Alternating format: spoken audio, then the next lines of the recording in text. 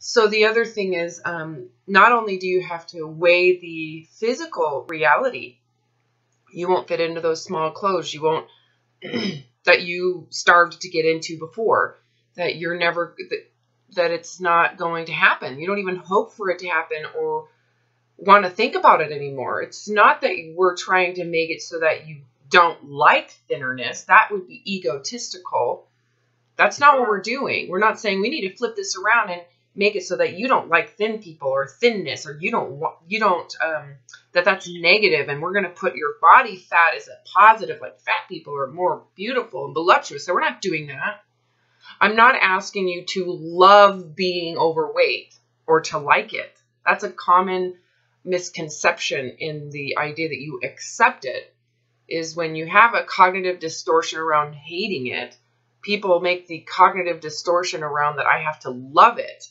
That's not at all what I'm saying. I'm just saying accept it as something you can handle and move on. We don't want you to think about it anymore. Right? Yeah, and I do feel so much freer now.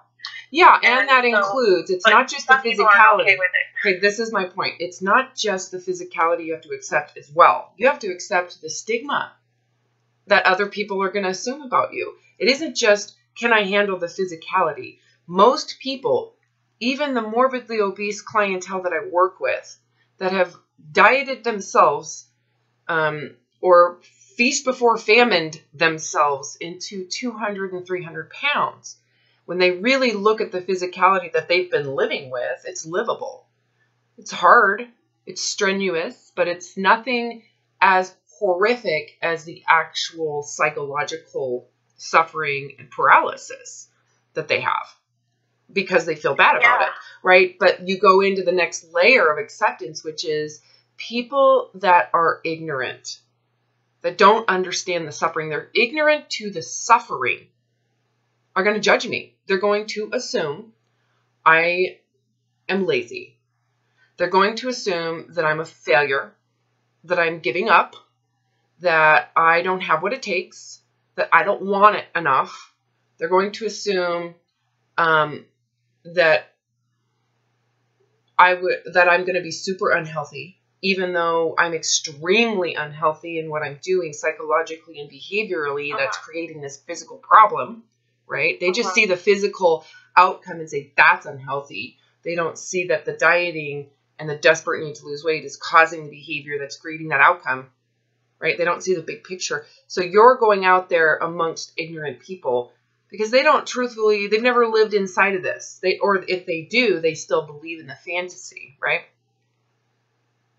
I think that's exactly was my experience over the past week since I talked to you last. Okay, so go ahead and tell what's going on, because I haven't heard yet. This is where I was like, pause, let's record this. So okay, last time we talked, the idea was that now that you're going to accept this.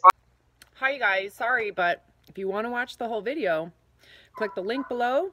Join Patreon, become a patron of Weight Loss Apocalypse, and you're going to get full access to all of my most recent videos.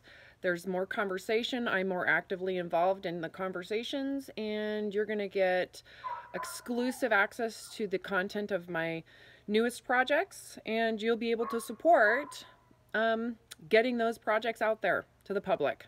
So, hope to see you there.